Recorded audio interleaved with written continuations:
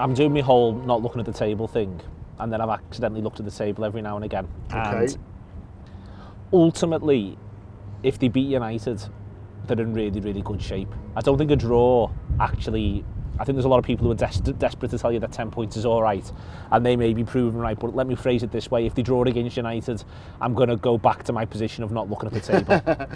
Yeah, I mean, look, we're doing this before United Leicester, and obviously that's got... And Chelsea Arsenal. Yeah, and you know, the United Leicester in particular has got a lot of implications, both in terms of the result, but also, you know, we'll have an eye on, you know, what team United pick as well, and so we're doing it all before that. But either way, you know, Thursday is a really big game for Liverpool, and it'll just show how not how serious they are about it, because look, they want to finish top four, but how much they believe, how much they think that they can go on this one. Really, if they go to Old Trafford and put in a bit of a meek performance and even get a point, you'll sort of think, well, have they got the stomach for this fight? Have they got the belief that they can do this? If they go there and play well and win, I think everyone will be like, aye. Do you know what I mean? And so it's about that as well. It's as much about, we'll see, you know, where are they at? Where are they at mentally for this fight? But for me, it's dead hard to work out. Like, I think they can be mentally absolutely spot on, but they know they've got the big arrows over the heart of the defence. And I think that's what's so hard for them. You know, there was a great thing that Carragher's done on Monday Night Football, where he's explained how Tuchel's got players coming right the way out of the heart of the defence, as Piliqueta's coming 30 yards to hunt the ball, and it leads to the Chelsea equaliser against City. And I just don't think Liverpool... I think that some of our players would do that under normal circumstances, some wouldn't. But the point is more the sort of the group confidence in what's at the heart of that defence. And that's what worries me coming up against United. Cavani's movement, Rashford's pace, Greenwood striking of the ball, Fernandes and Pogba pulling the strings. That no matter what we do, we're still going to be thinking to ourselves, we're playing really well, but it could all go wrong in 6 seconds, this. Yeah, it could. You know, we'll see who he goes for. You know, there's talk of, you know, Kabak not making it for this, so I think he might drop Fabinho back. I think it's maybe one too far for Reece Williams, but then, you know, I wouldn't have necessarily picked him at the weekend, and then he did okay and got a clean sheet, and so I think, you know, we'll sort of see on that. I would imagine, you know, if you can get Milner in there, he will do, but then you're sort of starting to look sort of a bit more solid.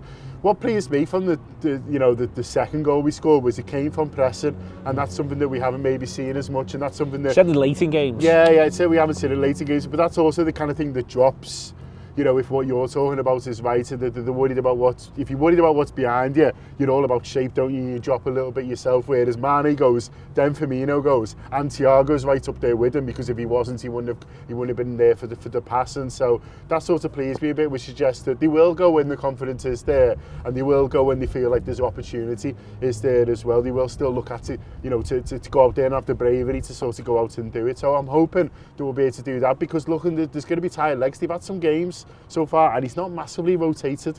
Solskjaer throughout the season, he's been surprisingly strong to me in Europa League games, and listen, they've got the benefit because they got to the final, but, you know, they'll be feeling, you know, some games in the legs, they'll be feeling, you know, whatever happens Tuesday, he's going to have to play some lads. Yep. Do you know what I mean? And some other lads are going to have to go on the bench, and they've still had, you know, Sunday's game, and they've still had a tough season, and they'll still be starting to think about, you know, bigger games for them to come. And so, you know, I think, you know, there'll be an opportunity, you know, if we can be intense, you know, we can outdo them in terms of, you know, our intensity, our efforts in this game.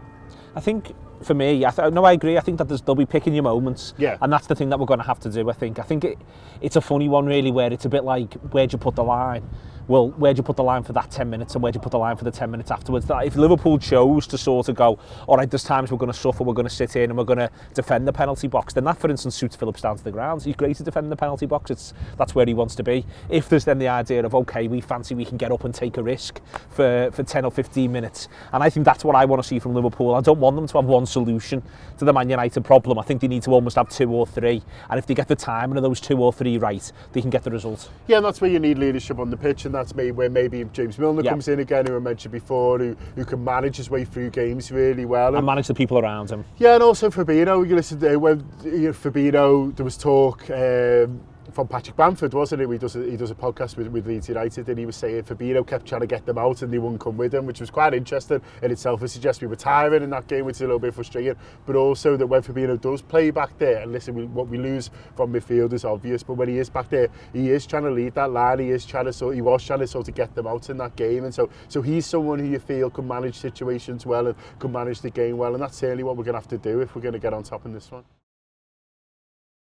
Hello Reds, thanks for watching a preview of our video there. If you want to watch the full thing, just click join below and you'll get the full video as well as the rest of our premium package, including all you need before and after every Liverpool game.